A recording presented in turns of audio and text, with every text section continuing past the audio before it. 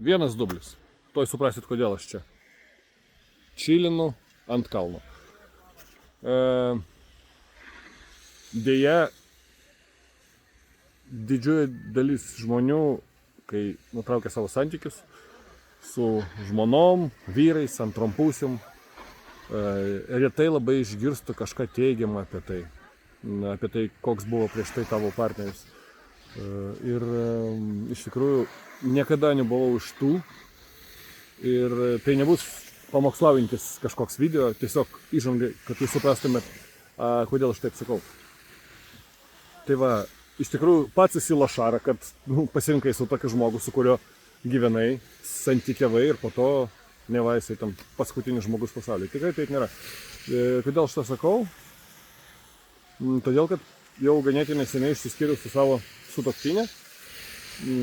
Nežinau iš tikrųjų, kokiais jinai ten mane žodžiais vadina, kaip jinai prisimena mane. Aišku, buvo nuoskaudų, bet dėja žmogus dažniausiai prisimena tik tai blogą, gero neprisimena. Aš bandau atsiminti tik tai gerus dalykus. Tai biškį atsukus laiką atgal, 17-18 metų atgal, jaučiausi labai puikiai, visą laiką turėjau savo mėgstamą darbą, pajamų šaltinį, bet gyvenau savo burbulę tokiam, kaip dabar suprantu, kad jisai toks juodai baltas buvo, pilkas. Ir turėjau draugų ratą, su kuriais leisdavau laiką, keliavau iki savo giminių, iki Minsko arba ten Rygos, kur mano tėtis ir pusseserės gyveno. Ir man to pakakdavo. Kartais važiavau iki pajūrio lietuviško, gyvenau.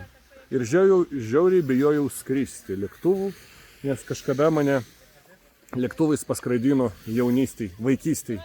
Nuo Vilniaus iki Rygos mano tėvai su rusišku An-24, jeigu aš pamenu.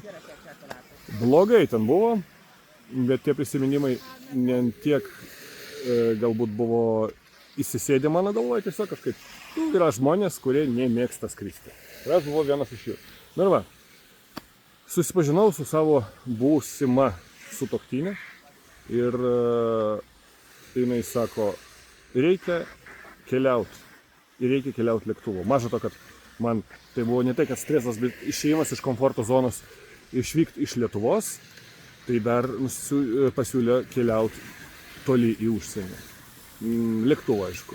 Ir mano draugai man sakė, blemba, Seržai, jeigu bijai keliauti ten, ir giminės sakė, taip pat, tai nuskrisk ten kur nors labai šalia, netoli ten iki, nežinau, tos pačios Rygos atgal, bėlė kur. Nu ir gausi tai, kad mano pirmas skrydis nuo vaikystės po 2-5 metų kokių. Aišku, galim sakyti, kad tiesiog tai buvo pirmas skrydis sąmoningas gyvenime. Mes skrydom į Kiniją, skrydom parą, skrydom su 2 persėdimais. Iškentėjau, nežiūrint tai, kad šalia manęs skrydęs kinas lėktuvė mirė. O buvo prisiminimų ir streso, bet kažkaip. Ir tai buvo kaip man naujas gyvenimo atradimas ir aš supratau, kad man jau 30 metų ir kad galima keliauti ir tai yra faina. Po to pradėjau keliauti, aš jau irgi su žmona pradėjom keliauti su mašina. Naujas atradimas man buvo slidinėjimas, ko neturėjau prieš tai niekada, nežinau, kas tai yra. Ir vėlgi, tai atsitiko tik tai, kai man buvo beveik 30 metų. Ir ant tiek išsibėgėjau, kad pradėjau keliauti vienas. Pradėjau atrasti savo tai, ką jau darau dabar, aplankyti kažkokias nežinomas vietas, visokias apleistas vietas, kas man patapo įdomu vėliau. Išsiskyrė mūsų keliai. Išsiskyrė normaliai, aš sakyčiau. Sakau, tik tai gerus prisiminimus turiu apie praeitį. Va, bet jokių būdų tai nėra motyvacinis video. Tiesiog galbūt noriu pasakyti, dėl ko man liūdna, dėl to, kad aš per vėlai pradėjau atrasti gyvenimo spalvas. Ir iš tikrųjų, galvodamas, kad aš gyvenu taip, kaip gyvenau 30 metų, tai yra normalu. Tikrai, žmonės taip gyvena.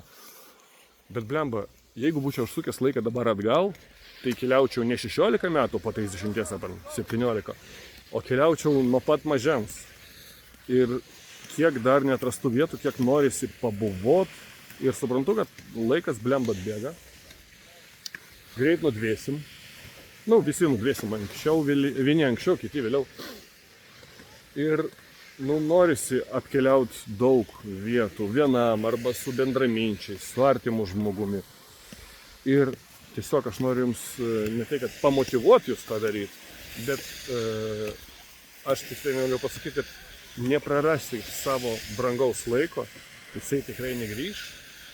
Ir galbūt taip skambės kaip motyvacija, bet jeigu norit gyventi kemperyje, meskit viską gyventi kemperyje. Norit pakeisti savo buvimo vietą ir išvykti kažkur, emigruoti į nežinomybę, bet norit tą išbandyti, ko aš dar nedrįstu daryti, nes mane pririša tai, ką turiu Lietuvoje.